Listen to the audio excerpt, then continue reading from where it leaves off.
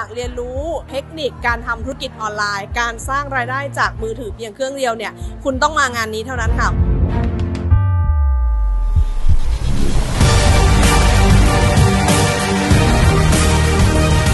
เปลี่ยนแปลงชีวิตจะเรียกง่ายๆว่าพลิกชีวิตนั้นได้เลยค่ะ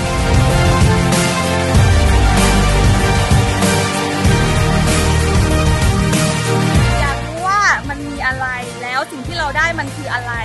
ต้องมาดูจริงๆค่ะคุณอยากเปลี่ยนชีวิตแบบจริงๆคุณต้องมาที่งาน IE เท่านั้นค่ะคุณต้องมาครับตัดสินใจสำเร็จตัดสินใจก้าวเข้ามาในงาน IE นะคะ